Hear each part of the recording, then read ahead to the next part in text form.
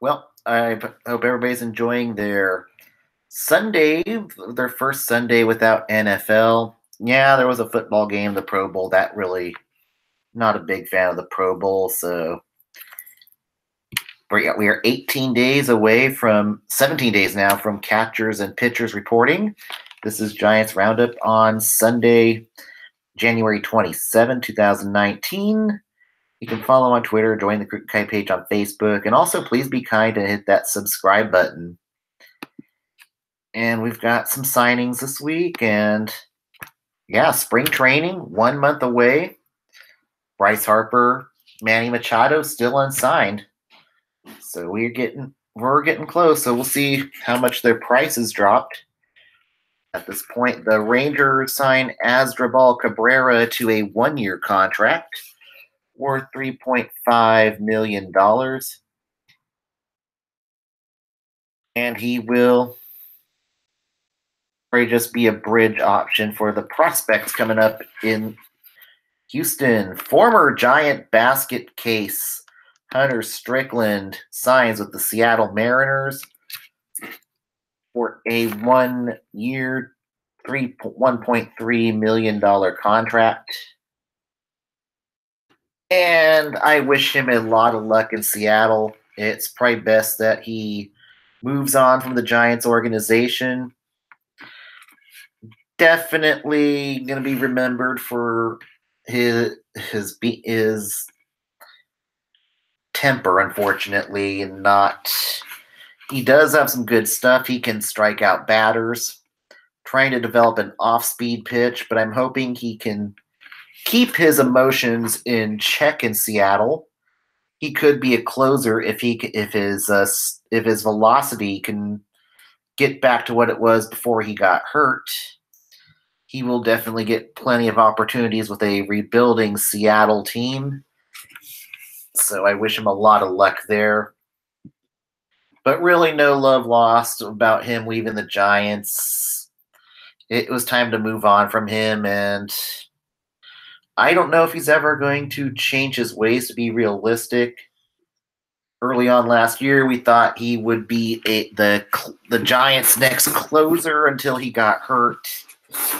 And, of course, just got selfish and punched the doorknob, and that was pretty much the beginning of the end for Harper. So I wish him a lot of luck in Seattle. I think this could be a good change of scenery for him. And certainly Bryce Harper could be what might have been Story, but also he could just pretty much fizzle out with another organization.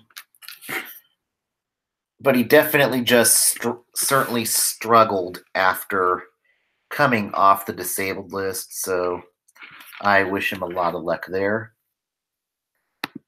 The Chicago Cubs signed Brad Brock to a 1-year, $4.35 million contract. He will likely be tasked to be the setup man for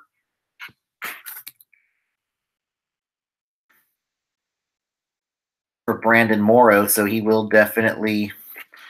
Okay, never mind. Brandon Morrow is still going to be recovering from surgery, so Brad Brock could definitely get the opportunity to close games for the Cubs while Morrow rehabs from surgery. So definitely a good boost to what's going to be a challenging NL Central division, and it could be a tough year for the Chicago Cubs. So that one was, I think, a pretty good signing there. The Atlanta Braves re-signed Nick Markakis to a 1-year, $6 million contract, along with a $2 million buyout.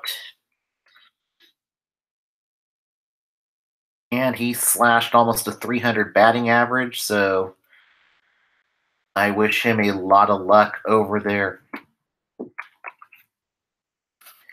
in Atlanta. And then one of the bigger name outfielders, not named Bryce Harper, gets signed by the LA Dodgers. AJ Pollock signs to a 4-year, $55 million contract. Could be $65 million if he, based on if he can complete some incentives, if that contract vests to the max. Pollock hit a 257 last year with 21 home runs, but I think it was a good price for batter who definitely has some power when he's healthy, but he is a bit injury prone. So that is the risk the Dodgers are taking, and we're going to find out if he can hit for power at a more pitcher-friendly ballpark in LA at Dodger Stadium that is more favoring to the pitching than the hitting. He did have that thump, but he unfortunately can be injury prone, but I think this was a better risk than overpaying for Bryce Harper. But I expect maybe Vertigo he will probably play center field and then get flanked by Muncy, Bellinger. And LA is also rumored to be shopping Jock Peterson. And Alex Vertigo is a guy who could also be in consideration in LA for one of the everyday outfielding jobs. I don't think they're going. You might have Chris Taylor. Muncy will certainly be in the outfield. I think it'll be Muncy, Pollock, and Bellinger with Pique Hernandez being your fourth outfielder. Unless Alex Vertigo has a really good spring training. But I certainly think Jock Peterson will be traded before the season starts, along with Andrew Toles, with those two falling out of favor in the Dodgers organization. And that likely puts to bed any rumor of the Dodgers going after Bryce Harper at this point. Now with LA having AJ Pollock, I think the odds-on favorites of landing Bryce Harper is going to be the Philadelphia Phillies. And I think his price just plummeted too now that Pollock's been signed. I think he won't get anywhere near $400 million when it's all said and done. I think Bryce Harper realistically gets something around 5 years, $150 million. I just think now Harper's going to have to get off the pot here, especially with spring training being about a month away. Harper and Machado are both going to have to get off the pot at this point and go and make a signing somewhere. So we'll see what happens there. And LA, of course, reluctant to go over the CBT. But I think this is a good price and definitely not an overpay on the Dodgers side there. Oakland A's make a signing by signing Marco Estrada to a 1-year, $4 million contract.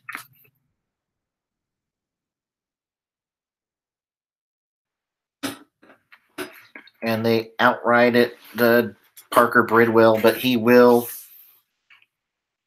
join a rotation of Mike Fiers. And I still don't think Oakland will be done signing starters. They definitely need another starting pitcher to go with Estrada and Fiers, and the rest of your rotation is kind of shaky. Maybe it's Frankie Montas.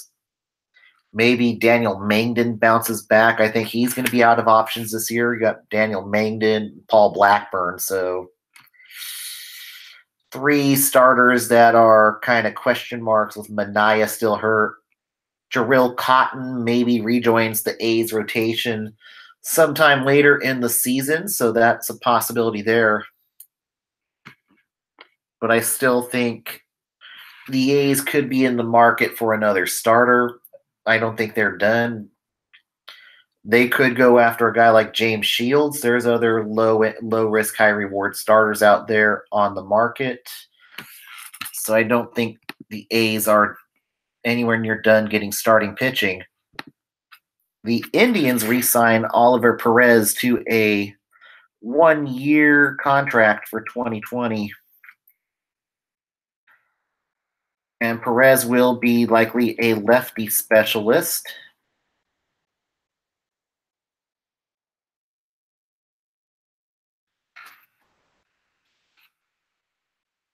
And then the Mets signed Justin Wilson to a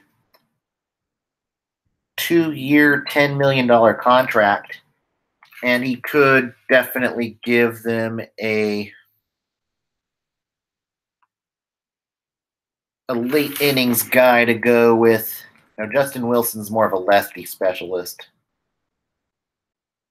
He will probably could be late innings along with Jarus Familia, Seth Lugo, and Gesselman. So that bullpen's looking a lot better in Queens and what could be a very improved New York Mets team in Queens this year. And that concludes the around the league signings for this week. Now to Giants news. This one was just in as of today. Former Giants CEO Peter McGowan has died today. He was certainly a key leader of keeping the Giants in San Francisco when they were threatening to leave for Tampa Bay back in 1992. And he was one of the key cogs in getting Oracle Park built, or what was back in 2000 when it opened 2001, excuse me, Pac Bell Park, then later SBC and AT&T Park. Peter McGowan, definitely, and also a key leader of Safeway.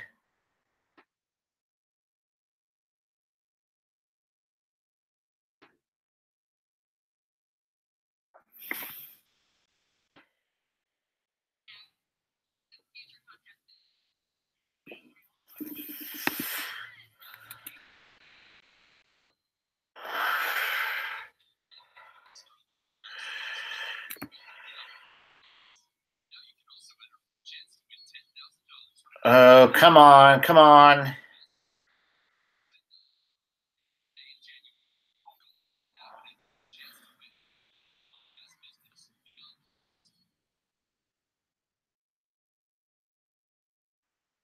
But he was the Giants CEO before being replaced by Larry Baer. He was influential also the Barry Bond signing back in 1993.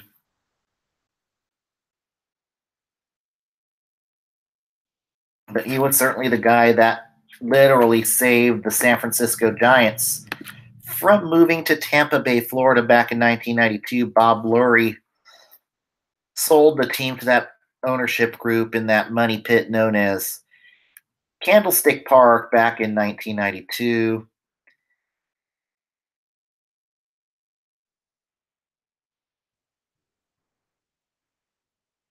And in truth, the NL rejected the sale and suggested to find local owners in McGowan and Larry Baer.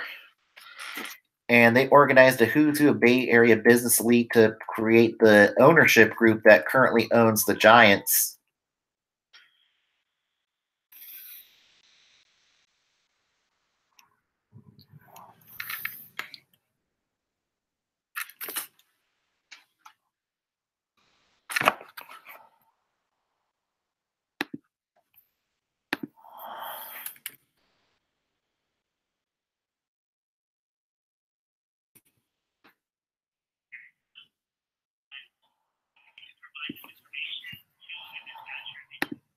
There we go. Now, my bad there. My apologies for hearing that. But Peter McGowan was the CEO of the Giants from He was originally the CEO of Safeway from 1997 to 1979 to 1993. Then became the general managing partner of the Giants from 1993 to 2011. He was also key of creating the 3 championships the Giants currently hold it. And he was and his first big splash was getting Barry Bonds after being the former ownership used to be stingy with buying talent.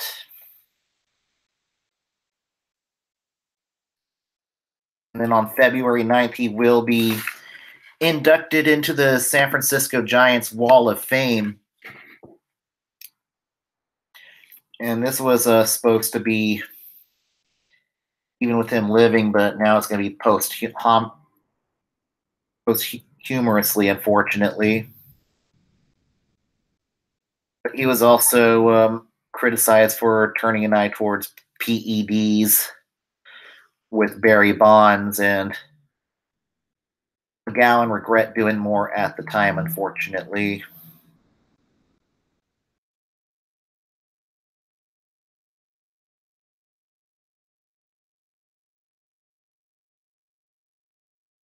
But then McGowan was ousted in 2011, was replaced by current Giants CEO Larry Baer, but McGowan is certainly the key in what the Giants currently hail their 3 World Series championships, and he will be missed. And he will certainly be remembered for it. And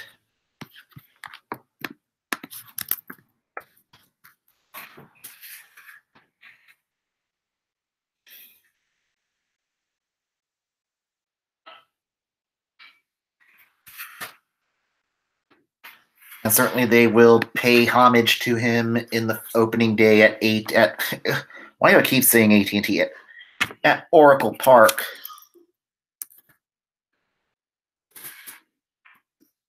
And then in other signings this week, the Giants sign Drew Pomeranz to a 1-year, $1.2 million contract. Pomeranz certainly struggled last year. Definitely came off of injuries. Definitely a year where he was hurt most of last year. His ERA last year was 2.6 with the ERA of over 6.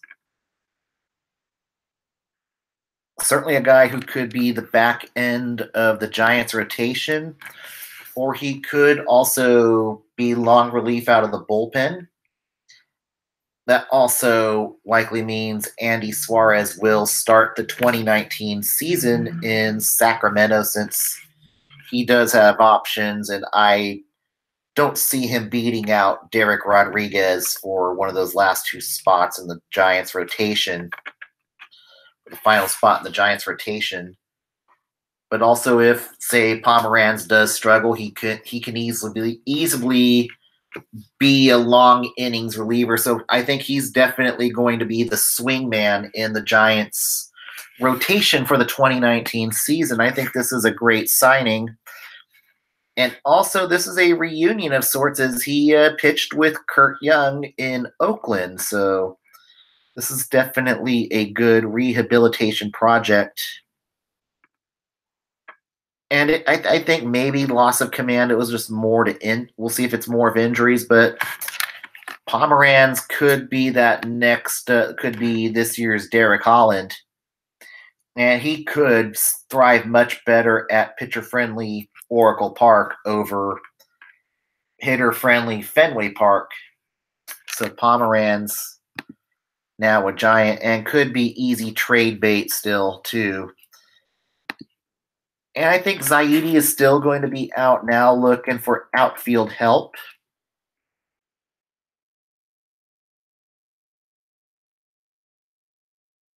And also, too, I could see them slide him into relief to mid-season, too, depending on how depending on how the other starters perform at this point and how Suarez. But my expectation is Suarez goes to Sacramento to start the year. And you could also see Chris Stratton slide to the bullpen too. With Chris, when I found out Chris Stratton is out of options after this year, so they are going to find any way they can to keep Chris Stratton in the rotation. But yeah, I now they're going to go out and look for some outfielding help with Mike Gerber designated for assignment. You still got right now it'd be Duggar. I think the three out it would be Duggar, Williamson, and Slater if the season were to start today as your three starting outfielders. I mean, Duggar, I think Duggar is definitely a lock. Slater, I think Slater can be an everyday outfielder. Slater doesn't hit for power, but he does put up some good numbers. I think he could be a good leadoff hitter. But I still would feel confidence if they maybe go out and get a guy like Cameron Maybin on a 1-year contract. Cameron Maybin's still out there. There's a few other cheap options for the outfield still available, not named Bryce Harper. So there's certainly going to be that. Now I'm going to do the state of the Giants infield this week. And certainly there has been talks about the Giants shopping Evan Longoria. I think they do regret, but that was probably the one of the worst trades that Bob was made in the past in the past regime. So I think Zaidi definitely wants to get out of Longoria's contract. He could be a salary dump candidate at some point. There's also certainly some youngsters in AAA looking to take over third base. You've got, a guy who I thought would have been a good September shine before he got hurt was Ryder Jones. He was definitely seeing the ball better in what limited action he saw up in the show in 2018. So I think they are going to certainly give Ryder Jones an extended look in spring training, and you could easily replace a very expensive Evan Longoria with a much cheaper Ryder Jones, and Ryder will be back in Sacramento this year. This will be his third year of options, but I certainly think he could be the first infield call-up if somebody gets hurt. Ryder started to show some power last year too, so maybe this is the year Ryder Jones can get it together, and maybe Zaidi can luck out and get out of part of. For sure, they would love to find somebody to get rid of Longoria's atrocious contract, as he's certainly on the decline, and it's going to be prove-it time for Evan Longoria this year too. Shortstop's certainly stable while you've got Brandon Crawford. Joe Panic, maybe he gets traded. You got Avital Avellino. You could potentially see Ryder Jones play second more this year in AAA. That's a possibility. But maybe this is the year Panic can keep it together and stay healthy. He's good when he's healthy. But maybe this is finally the year. I would love to see Joe Panic have an injury-free season. I've always been a fan of Joe Panic. But but he could easily be on the move sometime this year too. That would not surprise me. And then another oft-injured, overpaid player is at first base who could certainly lose a lot of playing time this year is Brandon Belt. He's still owed $41 million of that $90 million contract with the Giants. And it's no secret that Zaidi is looking to shop Brandon Belt. The tough task with trading Brandon Belt is that you're going to have to retain some salary to trade him. And say he does hang around once Posey returns. I really think there is going to be a limit of games Posey's going to be catching this year. And as much as I love Buster Posey, they drafted Joey Bart to take over Buster Posey's spot at some point this year. You could, but if they're able to shop, if they're able to trade Brandon Belt, you certainly could replace him with Pablo Sandoval at first base. You could also try Chris Shaw. Chris Shaw's but with second base, you could easily see Alan Hansen play more. But I think Belt's days as an everyday first baseman are numbered at this point. Once Posey does return, I think you're going to see a lot more of Buster Posey at first. And realistic, and of course, I think Aramis Garcia, you could see a split of Garcia and Posey at catcher this year. I think Aramis will make the opening day roster. Cameron Rupp's probably just a bridge until Buster Posey returns. I like what I saw out of Aramis Garcia last year. He's definitely the future at the backup catcher spot. He can play first base.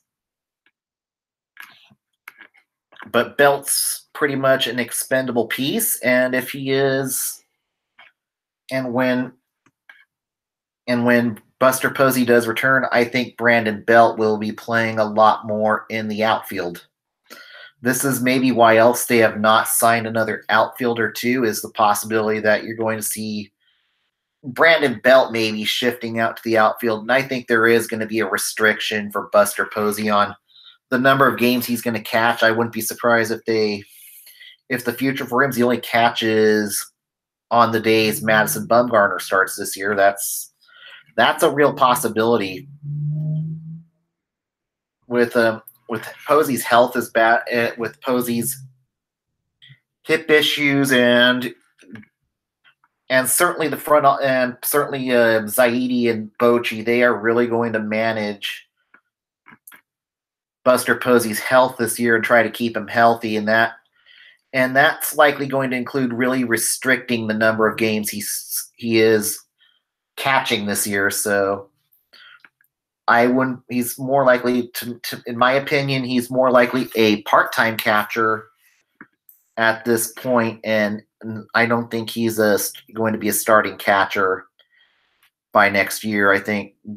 But a lot's going to be dependent on Joey Bart. He will be an exciting player to watch in San Jose this year, so definitely if you're in San Jose, go catch the San Jose Giants this year and watch Joey Bart grow. Who knows how fast he will develop in single A this year. So Belt, I just think if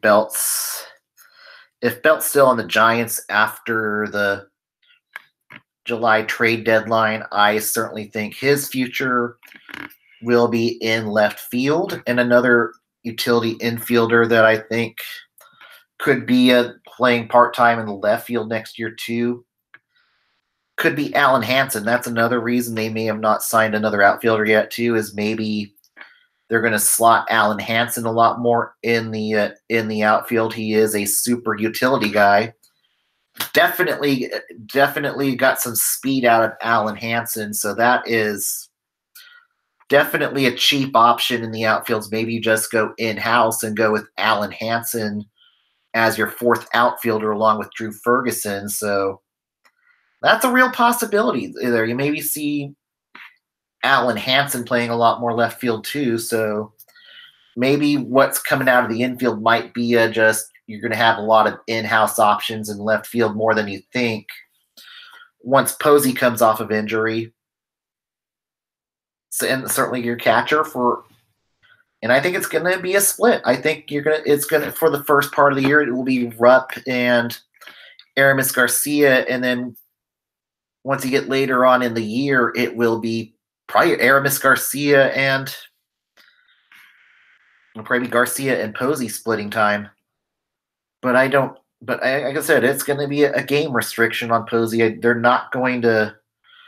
They're really going to try to ease Buster Posey back into the game. And Posey's future, in my opinion, is first base. They're going to probably start playing. You're going to see a lot more of Buster Posey playing first base. And then some interleague games, you're going to see Buster Posey being more used as the DH role. It might be better for him hitting wise.